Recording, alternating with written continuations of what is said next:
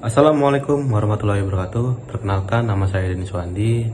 Saya dari Prodi Informatika.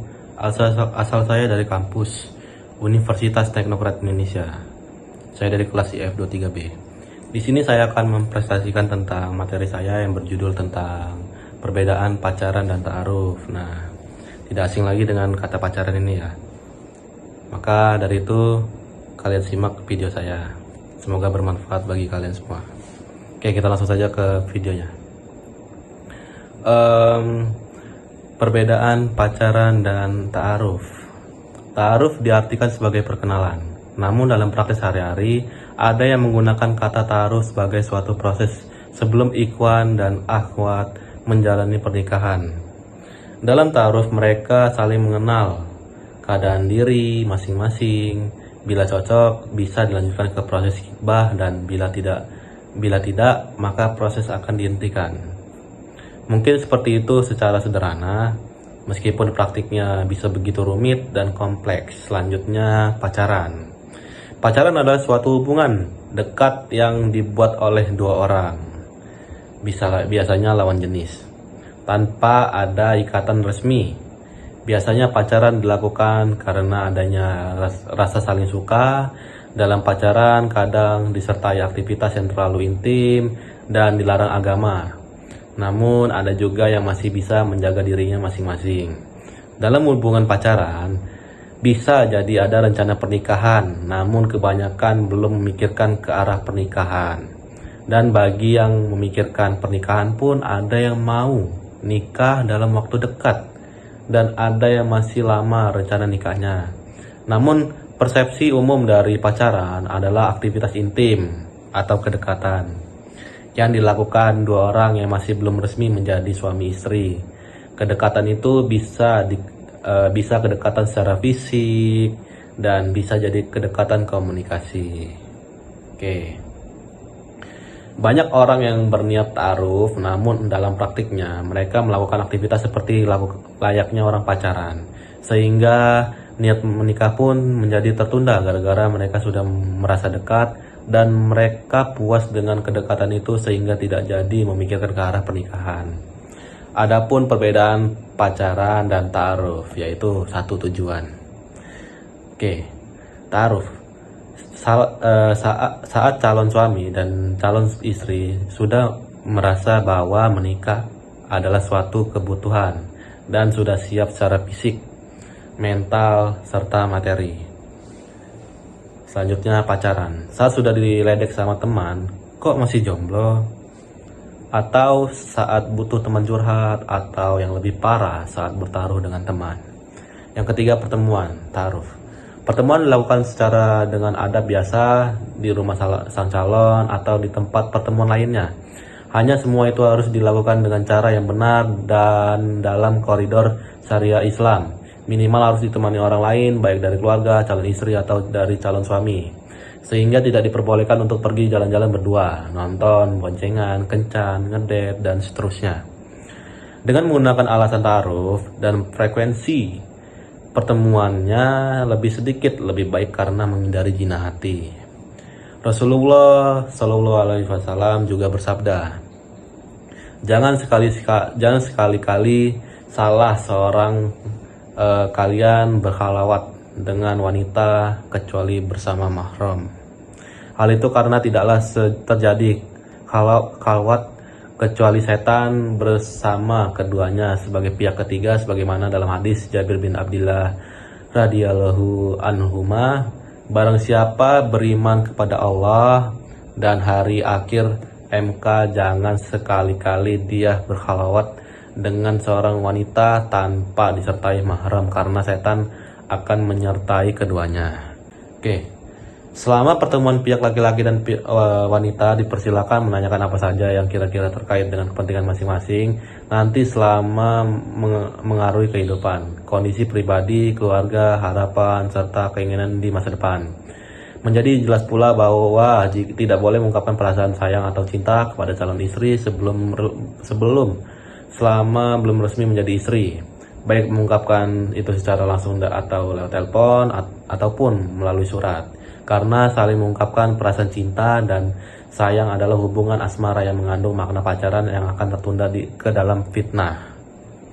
Adapun cara yang lebih syar'i untuk mengenal wanita yang ingin dilamar adalah dengan mencari keterangan tentang yang bersangkutan melalui seorang yang mengenalnya, baik tentang biografi atau bisa disebut dengan riwayat hidup, karakter, sifat, atau hal-hal lain yang diperlakukan untuk diketahui demi masalah pernikahan.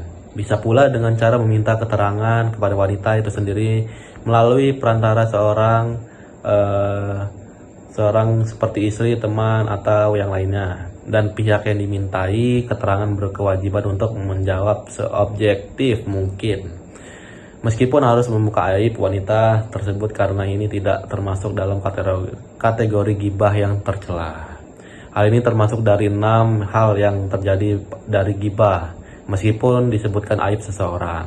Demikian pula sebaliknya dengan pihak wanita yang berkepentingan untuk mengenal lelaki yang berhasrat untuk meminangnya dan dapat menempuh cara yang sama. Oke, pacaran. Pertemuan yang dilakukan hanya berdua saja, pagi boleh, siang oke, sore ayo, malam bisa, dini hari kalau nggak ada yang komplain juga nggak apa-apa. Pertemuan di rumah sang calon, kantor, mall, kafe, diskotik, tempat wisata, kendaraan umum dan pribadi, pabrik, dan lain-lain. Frekuensi pertemuan lazimnya seminggu sekali, pas malam minggu. Seperti yang dibicarakan cerita apa saja yang kejadiannya minggu ini, ngobrol, ngalur, ngidul, ketawa ketiwi.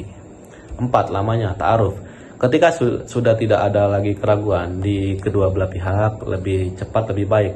Dan ketika informasi sudah cukup, bisa sehari, seminggu, sebulan, 2 bulan, apalagi yang ditunggu-tunggu. Selanjutnya pacaran. Bisa 3 bulan, 6 bulan, setahun, 2 tahun, bahkan mungkin 10 tahun.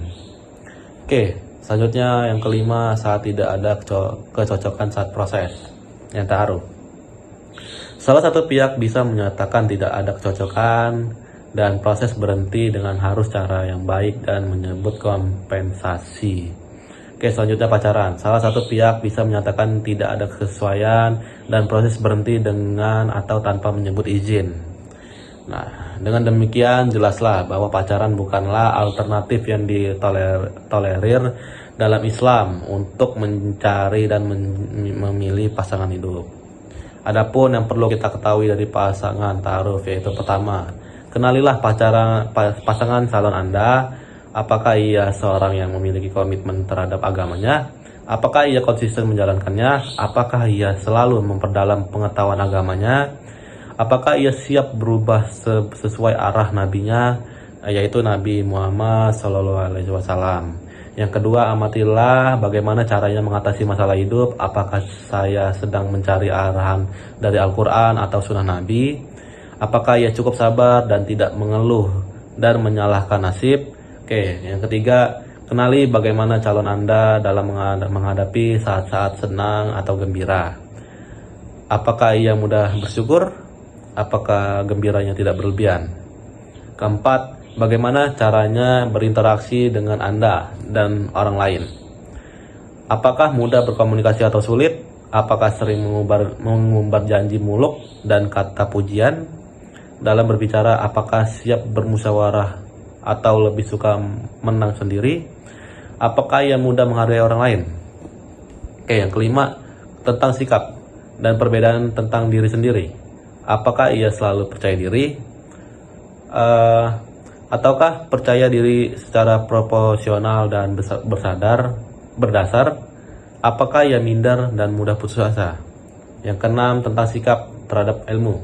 Apakah berwawasan luas dan mau belajar ataukah tidak?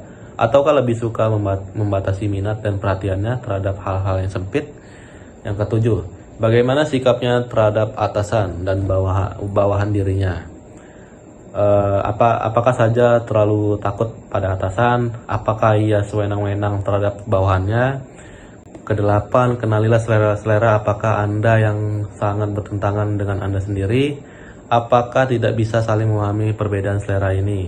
Yang kesembilan, yang terakhir, kenalilah keluarganya. Apakah ada hal-hal yang perlu menjadi catatan seperti apakah calon mertua sangat dominan terhadap anaknya ataukah biasa-biasa saja. Oke, itu saja yang dapat saya berikan kepada kalian. Terima kasih bagi kalian sudah menonton video saya. Semoga video saya bermanfaat bagi kalian semua. Jika ada salah kata saya dalam menyampaikan presentasi saya, mohon dimaafkan. Kepada Allah saya mohon ampun. Dan mohon maaf, ini saya merekod video seperti ini apa adanya. Saya tidak punya tripod. Mungkin dengan menggunakan tripod bisa lebih bagus lagi. Nah, itu saja yang dapat saya sampaikan. Saya akhiri, wabillahi taufiq wal hidayah. Wassalamualaikum warahmatullahi wabarakatuh.